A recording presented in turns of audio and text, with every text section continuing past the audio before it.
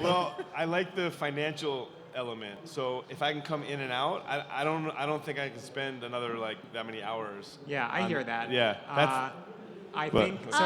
I have a raise my question. hand Yeah, halfway. Natasha, what's your gameplay strategy going to be season 2 versus season 1? Okay, well, we are doing a podcast Oh, after the show Yes. in the style of Andy Cohen, which nobody in this audience will get that reference, but a Bravo style after the show every night for 10 days. So I think I'm gonna get voted off pretty quick, but it's for the love of the game. So my strategy is just gonna be play hard, play the opposite of how I played last time, and just go all out from the beginning. I'm here to win. If you wanna win with me, come along, and then we'll turn on each other at the very end. That's the only way, I I don't think, at this anyone point. here can win the game. That's one of So, the issues. so one thing I'll say is that we recently airdropped like season 1 NFTs to all the season 1 players, and they'll all have early access to mint for season 2. So I don't know if it'll sell out, but this uniquely went viral kind of like after entries locked. So I think there is a decent amount of FOMO for season 2. So hypothetically, That's you could interesting, mint yeah. your NFT, That's true. Yeah. early access entries sell out, and then Yeah. flip it. I Flip it. really like the having slots playing the game Yeah. that you can move around. That's a super cool Yeah. idea. Sweet. One thing I want to say about the crypto component of it that I think a lot of people who are so deep in crypto forget is, so the way that you accessed your profile is you signed in with your wallet. And so we're all used to that. We do that behavior all the time. But when you're in these challenges where you're really bad at some of the things, like Floppy Bird, my co-founder Dina, we were doing an offsite, got absolutely nothing done, but we were playing Crypto the Game all day. And she was so bad at Floppy the Bird. Like, data came out later where she played the most and got the worst score, like horrible at it. And she was like hopping on calls with these guys on her team who were like, come on, like we're gonna vote you out. And she was like, I'll do anything. And then she was like, I know it's like horrible psyops, but like, what if I gave you my keys and one of you played? And they were all like, what? And she was like, never mind. But like, that is like uniquely crypto where like you can't give someone your password and like be like, oh, I'll just give you like, even if you have 2-factor on, like there's not a mechanism that you can sort of cheat in that way. You could spin up a new wallet and whatever, but like people are so precious about their private keys, as they should be. And so I think that is like something that people forget when they're like, I wish there was more on chain. I'm like, this game could not have existed in the way that it did, and the type of interaction that you had with having to be like, quote unquote, honest about your play. And so that's one thing that I just wanted to include. Also, the cool thing with this, the NFT as the player, you can actually have a team of 100 people sending the NFT around, all playing as a team behind a one NFT, right?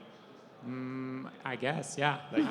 Like you're really good at Flappy Bird, send you the NFT, you send it, then you do it, you send Yeah, it back. sure. I mean, you would have to trust, I guess, that they would send it back to you. But something that I think we probably didn't do a good job of with season 1 was like embracing these sort of like mechanics or strategies that are very like native to the spirit of crypto. Like someone's tried signing up for season 1 with a couple hundred bots and wearing my like Web 2 HQ hat, like bots are bad and let's eliminate all of them.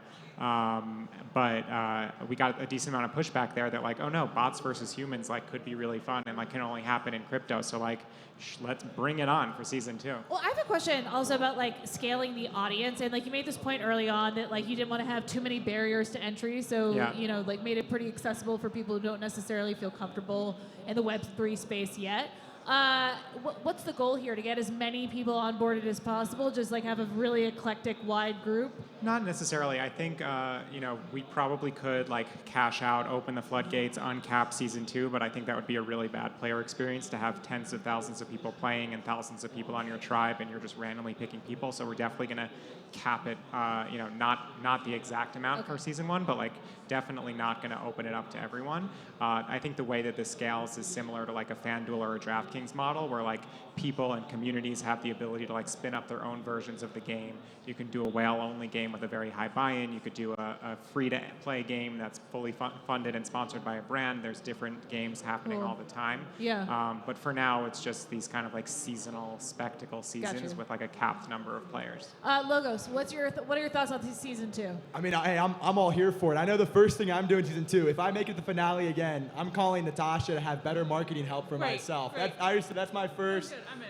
I'm locked in on that to, you know, better market myself for jury management. Yeah. But on a real talk, I'm like super grateful to these guys for making such an awesome game. Like it was a great time, and I've made so many friends. Like Nick right here, we were day one tri-mates. Josh, we were day one tri-mates, and like Nice. I know I want to be like friends with them for a while, And there's things that happened in the game. Like I never thought like the final immunity challenge. Like I never would have thought I could solve these crypto riddles. Like just kind of all clicked in the right way at the right time, and like I just had a great time and a great experience. So there's no shot I'm passing up season 2. It's gonna get even better, and I gotta win. This is my like revenge arc, I gotta win now. So And maybe we'll do like an all-star season.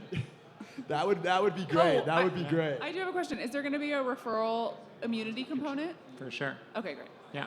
And for those of you that don't know, so one of the main things we took from HQ was at HQ you could refer people and get an extra life. For the reason that this, I think, went so viral in the beginning was players were incentivized to refer others to the game for individual immunity. So that viral loop, I think, will always be here. Nice. Okay, who wants to give me a final word here? We've got 10 seconds left. I'd like to pitch in on something that Dylan said. I think if you run a massive, whether it's an NFT or Web3 community or otherwise, and you want to do something for people who are holding and engaging your community, I don't think there's a better way to sort of foster community than running something like Crypto the Game. So I think I tweeted about this, but if you run a collection and you run it, there's no way that I'm going to not do everything in my power to sort of be a part of your community. And I think there's a lot of other people that feel the same way. So I just want to gas them up a little bit and say that I think it's an excellent idea, and I'm hoping that communities I'm a part of run their game in the future. Thank you so much to everyone who is here right now and a part of this conversation, to the panelists and to ETHDenver for putting this on. Such a pleasure talking about Crypto the Game. Thank you. I'll have to tweet the trailer. Thank you so much. That's it for the choral stage for today, but